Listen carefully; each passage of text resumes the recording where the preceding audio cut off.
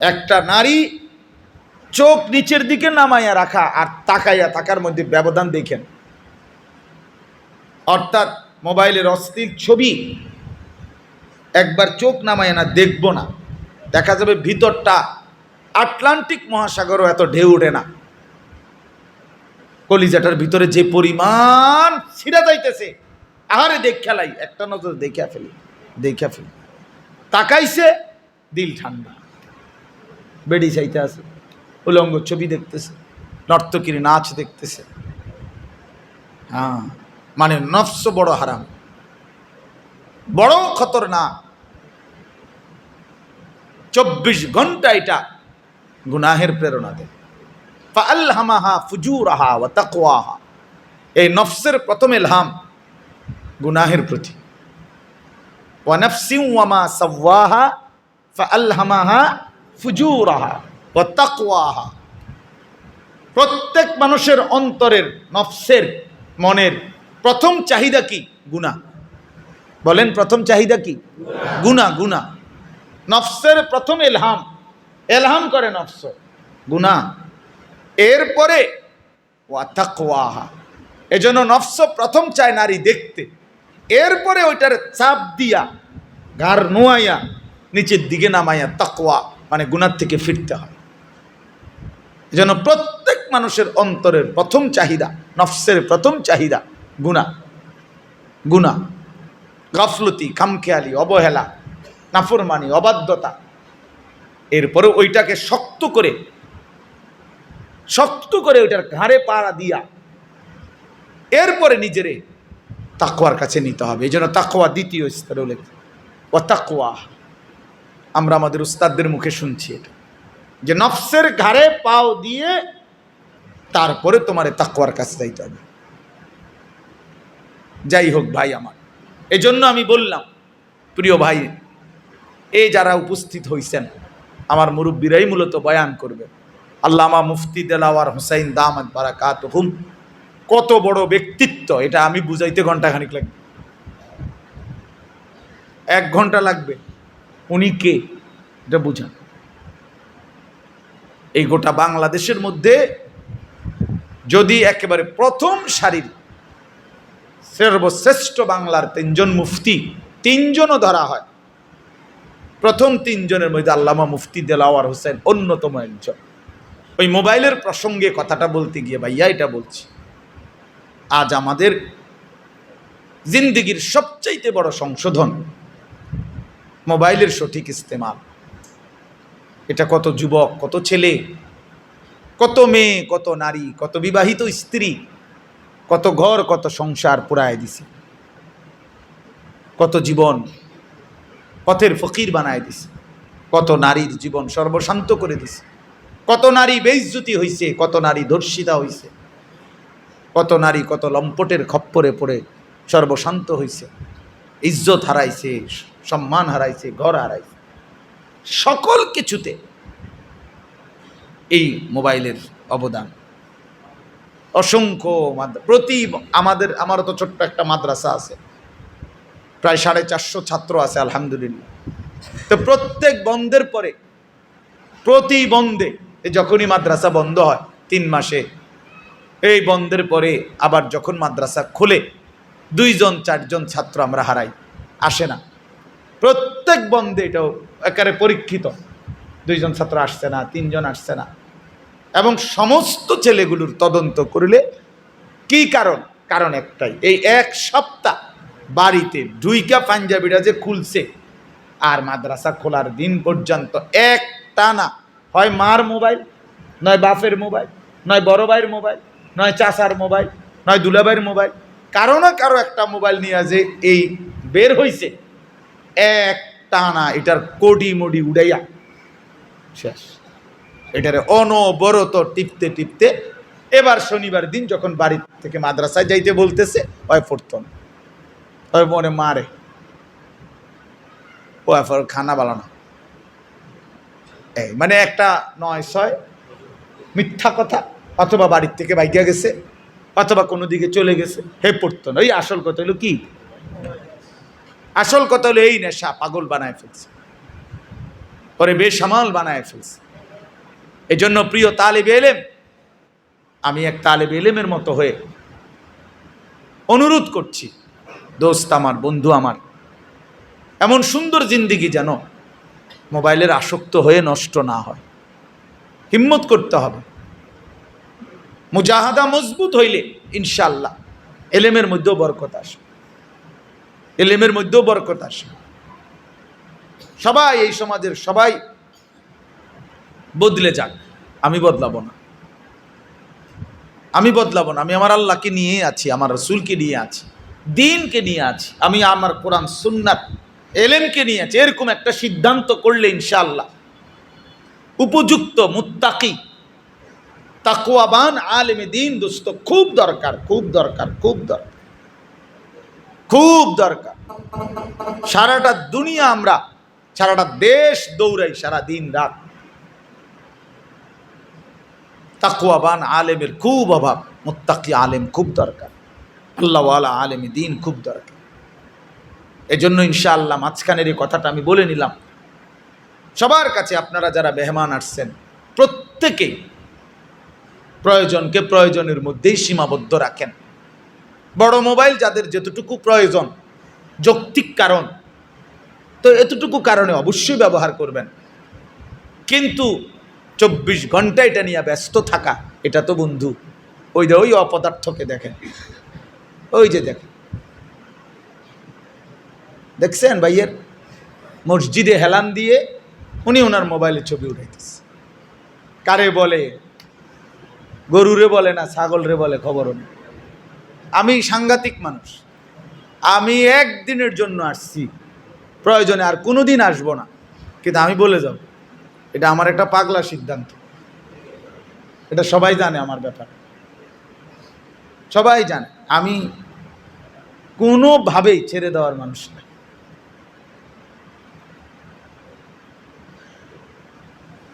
আকল কম হইলে এমন হয়, ফিকির নাই, মানে আমি আমার অন্য কোনো কথার প্রতি আমার কোনো মোতাবজ্জু নাই, আমার যেটা ধ্যান, আমি তো এটাই বলতে চাইছি। আর কোনো কথা এখানে জায়গা পাবেন, আমার যেটা বুঝ সেটাই বুঝ, আমার যেটা বুঝ এটাই বুঝ। আল্লাহ আমাদেরকে বুঝ দান করেন, আল্লাহ তাআলা আমাদেরকে আকলে সলিম দান করেন, কলবে সলিম দান করেন। আমার জীবনের আমি প্রথম প্রাইমারি স্কুল পাশ করে, স্কুলে ক্লাস 5 পাশ করে জীবনের প্রথম মাদ্রাসা, সর্বপ্রথম মাদ্রাসায় ভর্তি হয়েছি টুমচর মাদ্রাসা। এই মাদ্রাসা 1992 সালে, তখন আমি ইয়াজদাহুম 4র্থ শ্রেণীতে আইসা এই জীবনের প্রথম মাদ্রাসার পড়ালেখা। তো ইয়াজদাহুম 4র্থ শ্রেণীতে আইসা ভর্তি হয়েছি আমি। এরপরে 1 বছর পড়ালেখা করে আমি আবার চলে গেছিলাম ব্রাহ্মণবাড়িয়া, আবার টুমচর মাদ্রাসার শেষ জামাত ফাজেল 2000 সালে আলিম পাশ করছিলাম। তখন ফাজেলের বছর আবার আইসা টুমচর মাদ্রাসায় ভর্তি হয়েছি। ফাজেল 2 বছর পরে 2002 সালে টুমচর মাদ্রাসা থেকে ফাজেল পাশ করছিলাম, ফারেগ হয়েছিলাম। ছোটবেলায় যখন আমি এই 4র্থ শ্রেণীতে জীবনের প্রথম ভর্তি হয়েছিলাম, তো আমার জীবনের প্রথম বক্তৃতা এই মসজিদেই, টুমচর মাদ্রাসার মসজিদেই, কোরবানির আগে, কোরবানির বন্ধের আগে মাদ্রাসায় প্রতিযোগিতা হয়েছিল কোরবানির শিক্ষা ও তাৎপর্য এই বিষয়ের উপর। তখন আমি এই প্রতিযোগিতায় অংশগ্রহণ করছিলাম। তখন আমি নতুন ছাত্র, বা মাদ্রাসায় নতুন আসছি, হুজুররা লিখে দিছেন, মুখস্থ করছি, এবং এইখানেই কোরবানির শিক্ষা ও তাৎপর্য বক্তৃতা দিয়ে প্রথম ফার্স্ট হয়েছিলাম, আলহামদুলিল্লাহ। আমার লজিং মাস্টার ছিলেন আমার সুলাইমান ভাই, ওনার বাড়িতেই আমি থাকতাম। উনি আমারে অনেক আদর করতেন। ওনার ঘরেই আমি থেকে এই ছোটবেলার এই ৪র্থ শ্রেণী পড়ালেখা করছি। আজকে এটা অনেক বড় সৌভাগ্যের বিষয়। আমার পরম শ্রদ্ধেয় উস্তাদ, হাজারো লাখো আলেমদের উস্তাদ আল্লামা হারুন আল মাদানী দামাত বারাকাতুহুমুল আলী, হুজুরের অনেক গুণ, অনেক বৈশিষ্ট্য। সবচেয়ে বড় বৈশিষ্ট্য হলো আমাদের চোখে যেটা সব সময় আমরা ছাত্র জীবনে বলতাম, ফাজেলের বছর। আমরা ফাজেলে পড়তাম ৬৩ জন ছাত্র। তখনও আমরা বলতাম যে ৬৩ জন ছাত্রের কাছেই প্রিয় উস্তাদকে, তো আল্লামা হারুন আল মাদানী। তো তখন আমরা বলতাম যে যদি টুমচর মাদ্রাসায় হুজুর যখন থেকে খেদমত করছে, তখন থেকে নিয়ে সব ছাত্র যারা ফারেগ হয়েছে টুমচরে পড়ছে হারুন আল মাদানী সাহেব হুজুরের কাছে, তো তাদের সবার কাছেই প্রিয় মানুষ হারুন আল মাদানী সাহেব। আলহামদুলিল্লাহ, আজ এত বছর পরেও তিনি আগের মতোই ওই হাসি মুখ। সব কাজে সবচেয়ে সুন্দর একটা বৈশিষ্ট্য হলো, তখনও আমরা দেখতাম সব কিছুই গুছানো, সব কিছু, এক টুপিটাও পরিপাটি, জামাটাও পরিপাটি, মোবাইলটা যে ধরছে, চাবির বাক্সটা যে রাখছে, গতকালকে যে জায়গায় রাখছে আজকে ওই জায়গায় রাখছে। অর্থাৎ আমরা এটা দেখতাম, তখন হুজুরে ক্লাসে আসতো, অনেক সময় আমরা এটা ভাবতাম যে মনে করেন আমি এখন মোবাইল এনে রাখছি, যে একটু কোনাকুনি হয়েছে, হয়েছে না, এটা সোজা হয়েছে না, তো হুজুরের ঠিকই সোজায় রাখছে। এবং গতকালকে দেখা যাবে যে যেখানে রাখছিল আজকে ওইখানে রাখছে। আমাদের কখনো বেখেয়ালে টুপি হয়তো এমন কথা বলতেছি খবরও নাই, তো হুজুরের এমন হয় না, আমি দেখি নাই। এইটা ওনার একটা অসাধারণ ব্যক্তিত্ব বা রব মানুষ, অর্থাৎ যার দিকে তাকাইলেই কলিজার মধ্যে প্রভাব বিস্তার করে, রব আছে। রাসূলুল্লাহ সাল্লাল্লাহু আলাইহি ওয়াসাল্লাম বলছেন, নুসিরতু বির রব, আল্লাহ তাআলা আমাকে অসম্ভব প্রভাব দ্বারা সাহায্য করেছেন। নবী সাল্লাল্লাহু আলাইহি ওয়াসাল্লামের চেহারা মোবারকের দিকে তাকাইলে যে কেউই প্রথম দেখাতেই প্রভাবিত হইত, যিনি আলাদা কিছু, আলাদা কেউ, আলাদা ব্যক্তিত্ব। আমার প্রিয় উস্তাদ আল্লামা হারুন আল মাদানী এরকম একজন অসম্ভব প্রভাব সম্পন্ন একজন আলেমে দ্বীন। এরপরে হুজুরের ব্যাপারে আর একটা কথা হইল, যেটা সবচেয়ে বড় সৌন্দর্য, যেটা উনি কোনো কথা বুঝাইবার পর, পড়া বুঝাইবার পর, সবক বুঝাইবার পর, আমরা হেদায়া পড়ছি হুজুরের কাছে, নুরুল আনোয়ার পড়ছি হুজুরের কাছে, তো উনি বুঝাইবার পরে এরপরে বোঝে নাই, পিছনের ছেলেটাও এমন কখনোই হয় না। আমরা কামেলে পড়ছি যখন অন্য এক মাদ্রাসায়, তা আমাদের এক ছাত্র ভাই ছিল, তাকরার করতাম আমরা সবকের পরে যখন, তো আমি মনে আছে যে আমি সবসময় বলতাম যে ভাই সবাই বুঝছেন। তো আমাদের সাথে একজন ছাত্র ভাই ছিল, ওই সবসময় দাঁড়ায় বলতো, আনিস ভাই আমি এইটা বুঝছি যে আপনি বুঝছেন, আমি বুঝছি না। আমি আলহামদুলিল্লাহ ভাই, আপনি যে এইটা বুঝছেন আমি বুঝছি, এটাও আল্লাহ পাকের শুকর। তো এই জন্য মানে ওই বোঝে নাই, কিন্তু আমরা টুমচরে কখনো এমন হয় নাই। আমরা এই তাকরার করতাম, আমাদের প্রিয় ভাই যিনি ছিলেন টুমচরের সেরা ছাত্র, সব সময় ফার্স্ট বয় ছিলেন টুমচরে, মাওলানা মাহফুজ ভাই, এখন নোয়াখালী ইসলামিয়া মাদ্রাসার উস্তাদ মাওলানা মাহফুজুর রহমান, অসম্ভব মেধাবী ছিলেন আমাদের সাথে। তো এই জন্য বললাম, হুজুরের পড়া প্রতিটা শব্দই ভাঙ্গা ভাঙ্গা বলতেন, স্পষ্ট বুঝাইতেন। নুরুল আনোয়ার কিতাব একেবারে তাম্মাত, এই শব্দটাও হুজুরে উচ্চারণ করছেন, অর্থাৎ পূর্ণ কিতাব মোকাম্মাল হক আদায় করে হেদায়ার পূর্ণ সিলেবাস শেষ করছে, নুরুল আনোয়ার পূর্ণ সিলেবাস শেষ করছে। আচ্ছা, বলার উদ্দেশ্য হলো শুধু প্রশংসা মাকসাদ না, উদ্দেশ্য হলো এই বর্তমান তালেবে ইলম ভাই যারা আছে, এই তালেবে ইলম ভাইদের কাছে আমার অনুরোধ, এমন একজন মহান ব্যক্তিত্ব, তাকে এই আপনারা যারা নতুন ছাত্র ভাই কদর করার জন্য আমি এটা বলছি। শুধু শুধু এমনিতেই একজনের প্রশংসার জন্য বলি নাই, উনি অবশ্যই প্রশংসার যোগ্য, উপযুক্ত। ফেনী জামিয়া রশিদিয়া মাদ্রাসার যিনি মোহতামিম, বাংলাদেশের একজন অন্যতম শ্রেষ্ঠ বুজুর্গ হজরত মাওলানা মুফতি শহীদুল্লাহ দামাত বারাকাতুহুমুল আলিয়া, হজরত বলছেন, আমি নিজ কানে ওনার শুনছি ওনার বয়ান। আমার জীবনের প্রথম এতেকাফ 2013 সালে আমি ফেনী রশিদিয়া মাদ্রাসায় আমার শায়েখ আল্লামা মুফতি মুশতাকুন নবী কাসিমি হুজুরের সাথেই করছিলাম।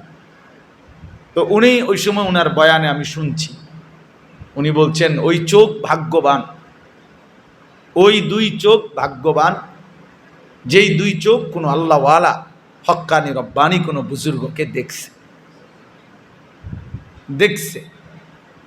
ওই চোখ পরবর্তীতে গর্ব করতে পারে যে আমার এই দুই চোখ আমি অমুক বুজুর্গকে দেখছি।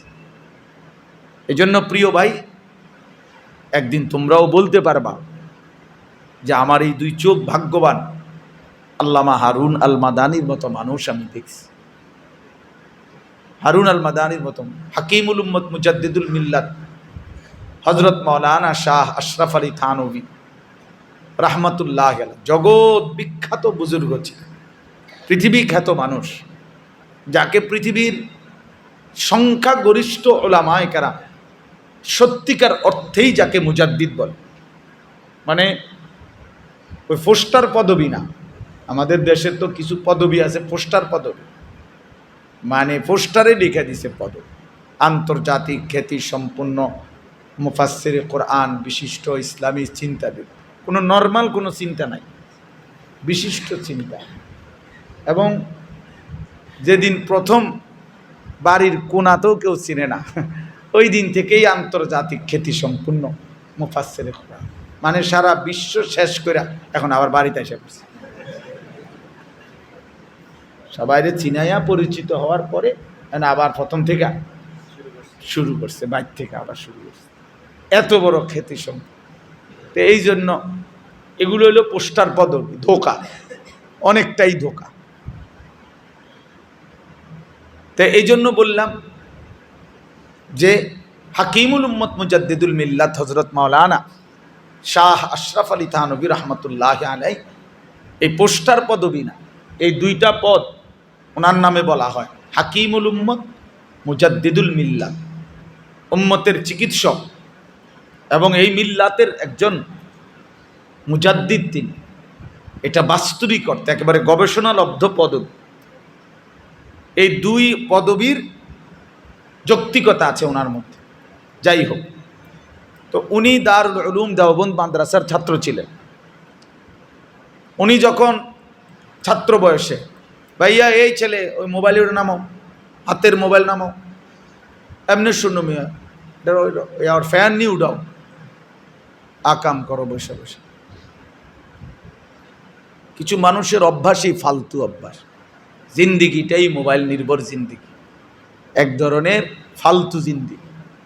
মানে জীবনের সব কিছু, প্রতিটা সেকেন্ডের কল্পনাই মোবাইল, এটা দিয়ে কিছু না কিছু একটা করা, 24 ঘন্টার ফিকে, প্রয়োজনীয় অপ্রয়োজনীয়, দরকারি বেদরকারি, গরু ছাগল কুকুর বিড়াল হাঁস মুরগি, সাপ বিচ্ছু মানুষ জীব জন্তু জানোয়ার, 18,000 মাখলুকাতের ছবি উঠানো, যখন যেটা পায়। এটা কি মানাচ্ছে না না মানায়, এটা কি সুন্দর দেখায় না অসুন্দর দেখায়, এটা কি এই পরিবেশের সাথে খাপ খায় না না খাপ খায়, আমার এত তানের দরকার, আমার মন চাইছে খালাস, আমার মনে চাইছে আমি এটা করি।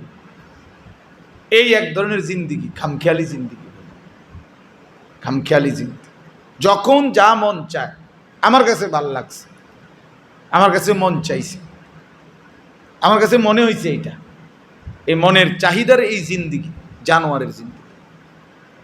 সরাসরি কোরআন শরীফ আছে, ওয়াতলু আলাইহিম নাবা আল্লাযী আতাইনাহু আয়াতিনা ফানসালাখা মিনহা ফাআতবাআহু আশ-শাইতান ফাকানা মিনাল গাভিন।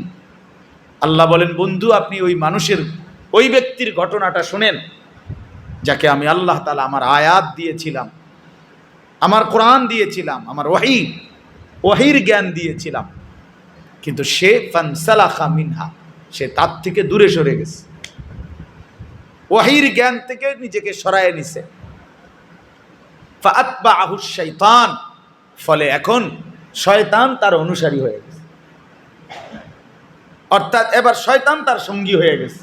ফাকানা মিনাল গাভিন, ফলে এখন সে পথভ্রষ্টদের অন্তর্ভুক্ত হয়ে গেছে। ছিল মাদ্রাসা, পড়তো কোরআন, শিখতো দিন, বাবা মার স্বপ্ন ছিল দিন, কিন্তু দূরে সরে গেছে এখান থেকে। এখন শয়তান তার অনুসারী সঙ্গী, এখন পথভ্রষ্ট গোমরাহদের অন্তর্ভুক্ত। এরপরের আয়াত শুনেন, সূরা আরাফের আয়াত, ওয়ালাউ শি'না লারাফা'নাহু বিহা। আল্লাহ বলেন, আমি তো চেয়েছিলাম আমার এই বান্দাকে আমার ওহীর মাধ্যমে সুউচ্চ মর্যাদাবান করব। লারাফা'নাহু, আমি তাকে মর্যাদাবান করব কোরআনের মাধ্যমে, ওহীর মাধ্যমে, আসমানি ইলমের মাধ্যমে। আমি চাইছিলাম, ওয়ালাকিন্নাহু আখলাদা ইলাল আরদ। ছাত্র ভাইরাও মনোযোগ দিয়ে শুনলে এই এক আয়াত জিন্দেগীর জন্য যথেষ্ট। প্রিয় ভাই, যদি মনোযোগ দিয়ে বুঝতে থাকে, এক কথাই জীবনের জন্য যথেষ্ট। ওয়ালাকিন্নাহু আখলাদা ইলাল আরদ। আল্লাহ বলেন, আমি তো চেয়েছিলাম তাকে ওহীর মাধ্যমে সম্মানিত করব, আসমানি ইলমের মাধ্যমে সম্মানিত করব, কিন্তু সে দুনিয়াকেই আপন করে নিছে। অর্থাৎ দুনিয়ার লোভ লালসা, দুনিয়ার চাওয়া পাওয়া, দুনিয়ার কামনা বাসনা, এটাকেই সে তার আপন করে নিয়েছে। এবং ওয়াত্তাবাআ হাওয়াহু, এই কথাটা বলতেছে, এবং সে তার মনের চাহিদা, নফসের চাহিদা, মনের কামনা বাসনা, মনের ইচ্ছার অনুসরণ করেছে। আল্লাহ বলেন, ফলে তার পরিচয় জিন্দিগিটা কি হয়েছে এখন, ফামাসালুহু কামাসালিল কাল। অতএব এখন তার পরিচয়, এখন তার উদাহরণ, এখন তার দৃষ্টান্ত কুত্তার মতো। কামাসালিল অর্থ কি ভাইয়া? কাল অর্থ কি? সরাসরি কোরআনে ফামাসালুহু কামাসালিল কাল। আল্লাহ বলেন, ফামাসালুহু, তার দৃষ্টান্ত, কামাসালিল কাল, কুত্তার মতো। ওই জিন্দিগি কুত্তার জিন্দিগি, যে জিন্দিগি নফসের চাহিদা অনুসারে। সমস্ত বুজুর্গদের আজীবনের ফিকির ছিল এটা, নফসের বিরুদ্ধাচরণ। এই ইসলাহি মজলিস মানে কি? নফসের বিরুদ্ধাচরণ শেখায়, ইসলাহে নফস। ইসলাহি মাহফিল মানে ইসলাহে নফস, নফসের সংশোধন। মন যা চায়, মন চাহি জিন্দিগির সংশোধন, মন চাহি জিন্দি। আমরা এই ছোটবেলায় মাদ্রাসায় পড়াকালীন কত শুনছি ওস্তাদদের থেকে, যে এই শব্দ, যে মন চাহি জিন্দিগি ছাড়ো, রব চাহি জিন্দিগি ধরো। তোমার মনে যা চায় না, তোমার মনে চাইলে হবে। রব যা চায়, আল্লাহ যা চায়। এই জন্য তালেব ইলম ভাইয়া এটা বোঝা উচিত, আপনাদেরও বোঝা উচিত, কিশোর নওজোয়ানেরও এটা বোঝা উচিত। ওয়াত্তাবাআ হাওয়াহু ফামাসালুহু কামাসালিল কাল।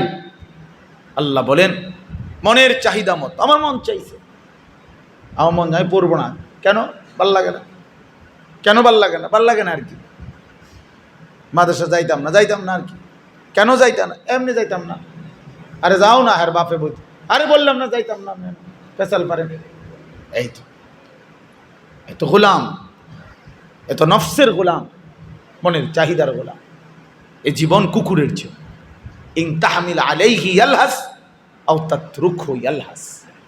প্রিয় ভাই, আল্লাহ তাআলা বলেন কুকুরের স্বভাব, কুকুর কেউ তাকে মারবার জন্য যদি লাঠি তোলে, তাইলেও সে দৌড়তে দৌড়তে জিব্বা হাঁফায়, মানে জিব্বা বাহির করে এরকম হাঁফায়। আও তাতরুকহু ইয়ালহাস, আবার যদি তাকে ছেড়ে দেয় তো দাঁড়ানো থাকতেও দাঁড়াইয়া দাঁড়াইও জিব্বা লম্বা করে হাঁফে, দাঁড়াইয়া দাঁড়াইও জোরে জোরে নিঃশ্বাস ফেলে জিব্বা বের করে এমন এমন, অর্থাৎ পেয়েও অতৃপ্ত, না পেয়েও অতৃপ্ত। এই জন্য জিন্দিগির এই ইসলাহি মজলিসের মেন ফিকির এই ফিকির, এই কথাইটাই। সমস্ত আউলিয়া বুজুর্গ পীর মাশায়েখ শায়েখে তরিকত তাসাউফ কি, তাজকিয়া কি, আধ্যাত্মিকতা কি, এই সব কিছুর কথা এটাই। এই যুগে যুগে যত পীর ছিলেন, বুজুর্গ ছিলেন, আউলিয়া ছিলেন, মাশায়েখ ছিলেন, সমস্ত ওনারা কি ফিকির করছেন, কি মেহনত করছেন, তাজকিয়া করছেন কি, ওয়ায়ুজাক্কিহিম। নবী সাল্লাল্লাহু আলাইহি সাল্লামের একটা মেহনত ছিল তাজকিয়া, আত্মসংশোধন। এটা মানেই হলো ইসলাহে নফস, নফসের বিরুদ্ধাচরণ। নফস বড় হারামি, শয়তান এত হারামি না, নফস যত হারামি। আমার সাথের যেটা আছে আমার ভিতরে, এটা যত হারামি, শয়তান এত হারামি। শয়তান অনেক দুর্বল, এটা অনেক সবল, এটা অনেক সবল। আল্লাহ তাআলা কুরআনুল কারীমে স্পষ্ট বলছে শয়তানের সমস্ত চক্রান্ত দুর্বল, দাঈফা। ইন্না কাইদাশ শাইতানি কানা দাঈফা। শয়তানের সমস্ত চক্রান্ত কি? দুর্বল। কিন্তু নফসের ব্যাপারে আল্লাহ তাআলা বলছেন ইউসুফ আলাইহিস সালামের জবানে, ইন্নান নাফসা লাআম্মারাতুম বিসসু ওয়া মা উবাররিউ নাফসি। কোনোভাবেই আমি নবী, আমি আল্লাহর নবী, ইউসুফ আলাইহিস সালাম আল্লাহর নবী, কিন্তু তবুও তিনি বলতেছেন কোনোভাবেই আমি আমার নফসকে নিরাপদ মনে করি না। ওই বড় হারামি, ওই বড় হারামি। ইন্নান নাফসা লাআম্মারাতুম বিসসু, নিশ্চয় নফস প্রচন্ডভাবে, আম্মারা মুবালাগা, প্রচন্ডভাবে প্রেসার দেয়। মুজাদ্দিদুল মিল্লাত হযরত মাওলানা শাহ আশরাফ আলী থানভী রাহমাতুল্লাহ আলাইহি, এই উনি দারুল উলুম দেওবন্দের ছাত্র ছিলেন। এখান থেকে মোবাইলে গেছিলাম, মনে আছে নি? দারুল উলুম দেওবন্দের ছাত্র ছিলেন। তো তিনি তো ছাত্র জীবনে স্বাভাবিক পড়ালেখা করছেন, ফারেগ হইছেন, ভালো ছাত্র ছিলেন। পড়ালেখা করার পরে, শেষ করার পরে, ফারেগ হওয়ার পরে অল্প সময়ের ব্যবধানে তিনি ওই সময়েরই সমস্ত উলামায়ে কেরামের কাছে অত্যন্ত প্রিয়, আস্থাভাজন একজন আল্লাহওয়ালা বুজুর্গ হিসাবে খ্যাতি পাইছেন। এবং দারুল উলুম দেওবন্দের ছাত্ররা, বড় বড় ছাত্ররা দলে দলে ওনার থানা বন দারুল উলুম দেওবন্দ থেকে আসতো, ওনার কাছ থেকে ইসলাহি সম্পর্ক করত, ব্যাপক পরিচিতি এবং ইসলাহি কর্মকাণ্ড উনি খুব করছেন, আত্মশুদ্ধির কাজ, তাজকিয়ার কাজ। তো ওনার যারা ক্লাসমেট ছিল, সাথী, এই ওনারাও তো তখন জীবিত ছিল। তো ওনারাও তো দেখছে আশরাফ আলীরে, কিরে আমরা আশরাফ আলী তো হইতে তে কামটা করলো কি এখন, এখন যে এত লোক, এত মানুষ, তার এত ভক্ত, ঘটনাটা কি? আমরা আশরাফ আলী তো বন্ধু বান্ধবদের মধ্যে যারা ক্লাসমেট সাথী ছিল, ওনারা অনেকে ওনারে জিজ্ঞাসা করছিল, আশরাফ আলী তুমি তো আমরার সাথেই পড়তা, স্বাভাবিক পড়ালেখাই তো করছো, ওস্তাদদের কাছে আমরাও একসাথে পড়ছি, কিন্তু ফাঁকি দিয়ে কেমনে কি কাম করলা? আজ তুমি এত জনপ্রিয় হয়ে গেলা কেমনে? আজ তুমি এতটা মহব্বতের পাত্র হয়ে গেলা কেমনে? মানুষের এত ব্যাপক ভক্ত তোমার হলো কিভাবে? বা তোমার এই অসম্ভব মেধা, যোগ্যতা, মেহনত, তাকওয়া, তাজকিয়া, এত কিছু হলো কিভাবে? তখন উনি খুব আদবের সাথে এই কথাটা আমি বলতেছিলাম আমার হুজুরের কথা বলতে গিয়ে, তখন এই থানভী রহমাতুল্লাহ আলাইহি তিনি বলছেন বন্ধুদেরকে যে দোস্ত শোনো, ছাত্র জীবনে তোমাদের মধ্যে একটা জিনিস ছিল সবার মধ্যে, যেটা আমার মধ্যেও কম বেশি ছিল, কিন্তু আমার মধ্যে অতিরিক্ত একটা জিনিস ছিল যেটা তোমরা খেয়াল করো নাই। কি সেটা? তিনি বলছেন তোমরা সবাই খুব কুতুব, মানে কুতুব মানে হলো ছোট কাফ দিয়ে লেখলে যেটা, মানে কিতাবুন এর বহুবচন কি? কুতুবুন। এই কুতুব। তো তোমরা দিবা নিশি কুতুববিনী, কুতুব নিয়ে ব্যাপক কিতাব মোতালা নিয়ে 24 ঘন্টা ব্যস্ত ছিলাম।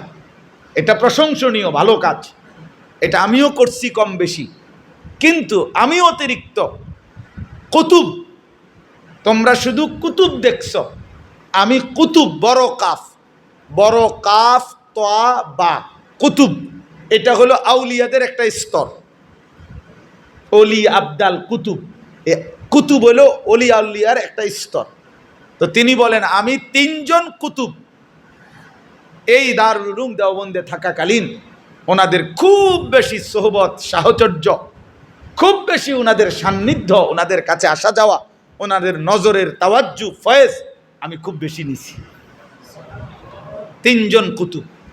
তা আমি একই সাথে কুতুব ছোট কাফ এটার দিকেও নজর রাখছি, একই সাথে কুতুব বড় কাফ ওইটার দিকেও নজর রাখছি। ওই 3 জন কুতুব হইল, একজন সৈয়দুত তাইফা হাজি আমদাদুল্লাহ মুহাজির মক্কি রহমতুল্লাহ আলাইহি, একজন হলো ইমামে রব্বানি হযরত মাওলানা রশিদ আহমদ গঙ্গুহি রহমতুল্লাহ আলাইহি, আরেকজন হলো দারুল উলুম দেওবন্দের যুগ শ্রেষ্ঠ মুহাদ্দিস আলিম দ্বীন হযরত মাওলানা ইয়াকুব নানুতুবি রহমতুল্লাহ আলাইহি। এই 3 জন, একজন হাজি আমদাদুল্লাহ, একজন কি রশিদ আহমদ গঙ্গুহি, আরেকজন কি ইয়াকুব নানুতুবি রহমতুল্লাহ। তিনি বলেন আমি এই 3 বুজুর্গের সোহবত উঠাইছি, সান্নিধ্য উঠাইছি, সুযোগ পাইলেই আমি তাদের কাছে গেছি, তাদের কাছে বসছি, তাদের চোখের তাওয়াজ্জু নিছি, তাদের চোখের বরকত নিছি, তাদের কাছে বসছি, আসা যাওয়া করছি। উনি বলেন আমার মনে হয় আল্লাহ তাআলা আমারে ওই 3 কুতুবের বরকতে আল্লাহ তাআলা আমারে এই তারাক্কি দান করছে। হ্যাঁ, এই কথাটাই আজকের তালিবে ইলমের মধ্যে একটা বড় শূন্যতা, এটা বড় শূন্য। অবসর পাইলেই সে মনে করে আমি নিজের মতো করেই একাকিত্বে আমার বুদ্ধি, আমার যোগ্যতা, আমার মেধা, আমার নিজস্ব প্ল্যান প্রোগ্রাম, নিজস্ব চিন্তা চেতনা, অথবা মোবাইলের মাধ্যমে নিজস্ব পরিকল্পনা। এই ছাত্র জীবন মানে এখনই পৃথিবীর বুদ্ধি দেয়, বিভিন্ন কমেন্টসের মাধ্যমে বিভিন্নের মধ্যে বুদ্ধি দিতে আছে, বুদ্ধি দিতে। তোমার বুদ্ধি জিগাইছে কাটা তোমার বুদ্ধি দিতে, বুদ্ধি দই না দেশে অভাব পড়ছি না। আমি আমার একবার একজনে বলতেছে বড় বড় আলেমরা এখন কি করে আমি বুঝতেছি না হুজুর, এই করা উচিত ছিল। আমি বললাম অবশ্যই আমারও ভাই একমত, এই মুহূর্তে আপনি যেগুলো বলতেছেন এগুলোই করা উচিত ছিল। বড় বড় আলেমরা যেহেতু ঘোড়ার ঘাস কাটতেছে, ওনারা যেহেতু বুঝে সারছে না, আপনি আমি সম্পূর্ণ লাইভ এবং ক্যামেরা ভিডিও খরচ আমি দেবো। আপনি শুধু আমাদের ক্যান্টনমেন্ট 4 রাস্তার মাথা একটা গোল চক্কর আছে, এইটার মাঝখানে দাঁড়াই আপনি শুধু এই কথাটা কইবেন, এই এখন কি করা উচিত। বড় বড় আলেমরা যেহেতু বুঝতেছে না, আপনি বিষয়টা বলবেন, আর এটা পুরো ভিডিও করে সারা বিশ্ব প্রচারের ব্যবস্থা আমি নিজ খরচে করব, যত লাখ টাকা লাগে, দরকার হলে বাড়ির জমি বেচালাম আমি, কিন্তু আপনারে আমি এটা করে দেব। এইবার উনি কয় যে হুজুর আমি কইলে শুনবো কে? আমি বললাম তাহলে এই ফাইজলামি আলাপটি কেন করলেন?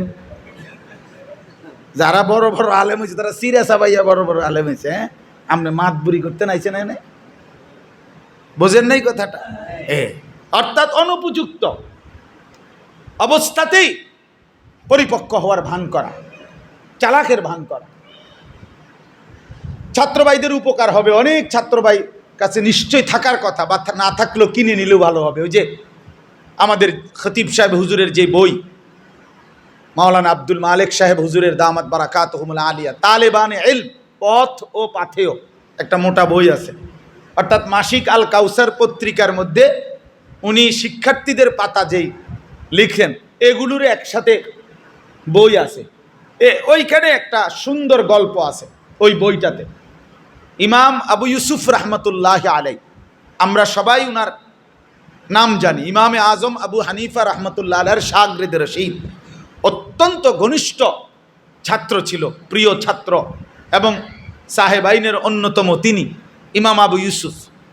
তো ইমাম আবু হানিফা রহমতুল্লাহ আলাইহি একবার কোনো এক সফরে দূরে 15 দিনের জন্য, ওইখানে আছে কথাটা, 15 দিনের জন্য দূরে কোথাও গেছেন। তো যাওয়ার পরে ইমাম আবু ইউসুফ রহমতুল্লাহ তখন পড়ালেখা প্রায় শেষ, কিন্তু উস্তাদ ফতুয়া দেওয়ার অনুমতি তখনও দেয় নাই। মানে ইমামে আজম থেকে ফতুয়ার এজাজত এখনও উনি পান নাই, আলাদা মসনদে ফতুয়া দিবে। কিন্তু 15 দিন ইমামে আজম বাহিরে সফর করার কারণে উনি বাড়িতে গেছেন। ওই বাড়ির মহল্লায় মানুষের ফতুয়ার প্রশ্নের, যেহেতু উনি তো ফারেক হয়েছেই, কিন্তু শুধু এজাজতে না, এখনো বাকি। তো মোটামুটি উনি চিন্তা করছে আমার ওস্তাদ যেহেতু নাই, মানুষের কষ্ট হবে, তা আমি ফতুয়া দেই। এই কথা মনে করে 10টা ফতুয়া, 10টা মাসআলার ফতুয়া এই 15 দিনে উনি দিছেন। তো ইমামে আজম রহমতুল্লাহ যখন আসছেন 15 দিন পরে, ইমাম আবু ইউসুফ রহমতুল্লাহ ওনার সামনে এগুলা পেশ করছে। হজরত, আপনারও বর্তমানে দেরি হয়ে যাবে মনে করে, হ্যাঁ আমি 10টা ফতুয়া দিছি, যেহেতু কিছু পড়ালেখা তো আমি আপনার কাছে করছি, তো আপনি বলেন এগুলো সঠিক বললাম কিনা। এই এই এই মাসালাগুলো এভাবে এভাবে আমি ফতুয়া দিছি। ইমামে আজম রহমতুল্লাহ একদম, ইমামে আজম তো ইমামে আজমই, তো দাগ নম্বর খতিয়ান নম্বর সহ মিলাইয়া একবারে একটা একটা করে প্রমাণ করে দিছেন, তোমার 10টা ফতুয়াই ভুল। তুমি যেই 10টা ফতুয়া দিছ, 10টাই তোমার ভুল ফতুয়া। তখন ইমামে আজম একটা কথা বলছে, স্বর্ণের অক্ষরে লিখে রাখার মতো কথা। তিনি বলছেন ইমাম আবু ইউসুফকে, লাকাদ তাযাব্বাবতা ক্বাবলা আন তুআসরিমা। তিনি বলছে, আবু ইউসুফ তুমি তো আঙ্গুর হওয়ার আগেই কিসমিস হয়ে গেল। কি হওয়ার আগে? আঙ্গুর হওয়ার আগেই কি হয়ে গেল? আঙ্গুর অনেক দিন শুকাইলে গিয়ে কি হয়? কিসমিস হয়। তো আগে তো কি হওয়া? আঙ্গুর হওয়া। এরপরে না কি হয়? তুমি তো আগেই কি হয়ে গেলা। তার মানে তুমি তো পরিপক্ক হওয়ার আগেই ফতুয়া দিয়ে দিলাম, ফতুয়া দিয়ে দিলাম। এই জন্য নওজোয়ান ভাই, বিশেষ করে তালিবে ইলম ভাই, আমি অনুরোধ করে এই 2 জিনিস, মোট 3টা কথা ইতিমধ্যে আমি বলে ফেলছি। 1 নাম্বার কথা হলো, আমার উস্তাদের কথা বলতে গিয়ে আমি এটা বলছি, এমন মহান বুজুর্গ আল্লাহওয়ালা, ওনাদের খুব বেশি সোহবত, বিশেষ করে হুজুর অসুস্থ হয়ে গেছেন, আল্লাহ তাআলা যে কয়দিন হায়াতে রাখেন, এখনো পর্যন্ত যেই তালেবে ইলমরা, আমরা সেই কত সালে পড়ছি, 1992 সালে আমি এই টুমচর মাদ্রাসায় যখন আসছি, হজরত মাওলানা আলী আহমদ রহমতুল্লাহ আলাই এই মাদ্রাসার প্রিন্সিপাল ছিল, হুজুর তখন ছিলেন। আমি হুজুরকে দেখছি, আমার মনে আছে হুজুরের নাতি সোহাইল ভাই, ওনা হুজুরের সাথে খানা খাইতেন। হুজুরকে আমি দেখছি, প্রিন্সিপাল হুজুর আলী আহমদ সাহেব হুজুর, একটা মাছ, একটা কাঁটা উনি চুষা চুষা কাঁটা পরিষ্কার করে খাইতেন। আমার ছোটবেলায় মনে আছে, এই 4র্থ শ্রেণীর বছর আমি হুজুরের খানার দিকে তাকাইছি, অনেকবার দেখছি যে হুজুরের খানা খায়, এত সুন্দরে পরিষ্কার করে প্লেট, একটা কাঁটা ভাঙ্গা ভাঙ্গা পর্যন্ত হুজুরে চুষা চুষা পরিষ্কার করে খাইতেন। এখন পুরাতন উস্তাদ যারা আছেন আমাদের, ওনাদেরকে জিজ্ঞাসা করলো আপনারা শুনবেন, এত সৌন্দর্য ছিল ওনার মধ্যে। তাহলে এই জন্য বললাম, এই মহনিশীদের কথা মনে রাখা, নওজোয়ান তালিব ইলমরাও মনে রাখতে হবে। আল্লামা হারুন আল মাদানী সাহেব সহ যেই উস্তাদদেরকে আজকে আমরা পেলাম, এখানে আছেন, বাড়ির হুজুর রহমতুল্লাহ আলাই, আমি হুজুরকে দেখছি। হুজুরের নাম কি ছিল? বাড়ির হুজুরের নাম কইতে পারোনি? তার নাম ভুলে গেছি। হযরত মাওলানা সৈয়দ আহমদ রহমতুল্লাহ আলাই। তো এরকম বড় বড় বুজুর্গ এই টুমচর মাদ্রাসায় আমরা দেখছি। আজকে তোমরা তালিব ইলম ভাইও আজকে যারা আছেন, তাদেরকে দেখে বেশি থেকে বেশি উস্তাদের সান্নিধ্য সোহবত উঠাইলে ইনশাআল্লাহ নজরের বরকতে জীবন সুন্দর হবে, নজরের বরকতে জীবন সুন্দর হবে। না ওয়াজু সে, না কিতাবু সে নজর সে পয়দা হোতা, দিন হোতা হে বুজুর্গোं की নজর সে পয়দা। কোন আল্লাহওয়ালার নজরের বরকতে নিজের মধ্যে দিন আসে। আল্লামা ইকবাল আমাদের নবী সাল্লাল্লাহু আলাইহি সাল্লামের ব্যাপারে বলছিলেন, হে নবী মুহাম্মদ কিয়া নজর থি। এই নবীজিকে বলছিলেন যে আপনি কি করলেন 23 বছরে আপনার সোহবতে সান্নিধ্যে যেই মানুষগুলো ছিল পথহারা, আপনার পবিত্র ছোঁয়ায় সেই মানুষগুলো আজকে, যারা একসময় আল্লাহ চিনত না, আখেরাত চিনত না, আজকে আপনার ছোঁয়ায় তারা হয়ে গেছে পথ প্রদর্শক।